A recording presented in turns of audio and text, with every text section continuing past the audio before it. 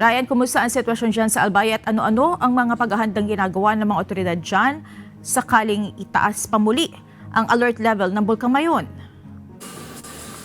Yes, Monica, magandang gabi. Maghapon ngang inulan dito sa probinsya ng Albay at pinaghahandaan ngayon ng Office of Civil Defense at National Disaster Risk posibilidad ng pagtataas pa sa alert level 4 nitong Bulkang Mayon kung sakaling pumutok ito. Monica, bagamat nasa alert level 3 pa rin ang mga parametrong ipinakikita ng Bulkang Mayon, ipinag-utos na ng National Disaster Risk Reduction Management Office na magkaroon na ng plano kung sakaling tataas pa sa alert level 4 ang aktibidad ng Bulkang Mayon.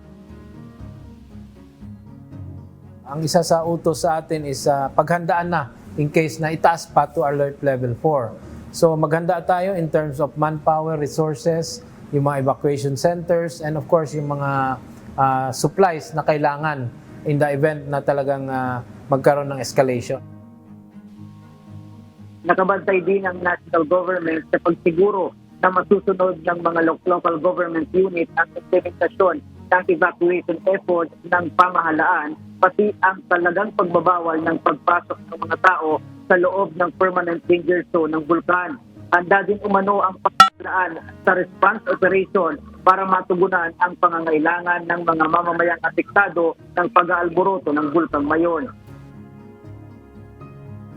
We have the resources, lalo na ngayon, kakaumpisa ng taon.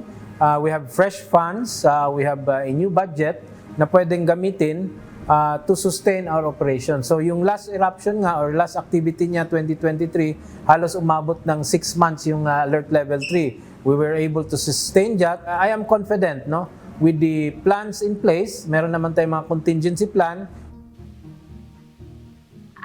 Samantala, dahil sa mga pag-ulang nararanasan sa probinsya ng Albay ngayong maghapon, mahigpit na minomonitor ang posibilidad ng lahar flow at mas sumaba pa ang mararating ng pyroclastic density current o ang makapal na abo na ibinubuga ng bulkan na maaaring makaapekto sa mga lugar na nakapalibot sa Mount Mayon.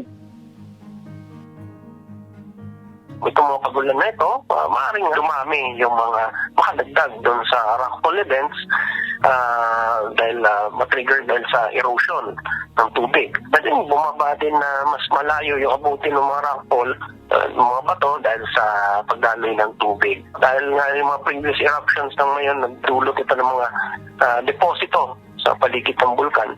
Pwedeng maging lahar yun kapag mayroong tayong mga unusual or ganito mga pag-ulan at mga bagyo sa Albay province. Babala ng mga otoridad, delikado ang pananatili sa loob ng 6-kilometer permanent danger zone, kaya mahigpit ang pagbabantay upang masigurong walang makakapasok sa lugar.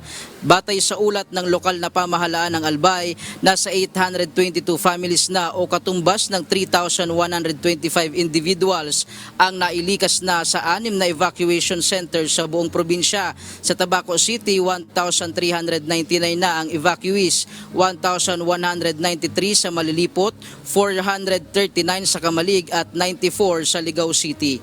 Monica, sa ngayon ay nananatili na sa mga evacuation centers itong ating mga kababayan dito sa probinsya ng Albay na sakop nitong 6-kilometer permanent danger zone. At ang Bulkang Mayon, simula alas 12 ng tanghali kanina hanggang alas 4 ng hapon ay nakapagtala ng 16 na pyroclastic density current na pagbuhos nito. Monica, yan muna ang latest live mula dito sa Legazpi City, Albay. Balik sa iyo, Monica.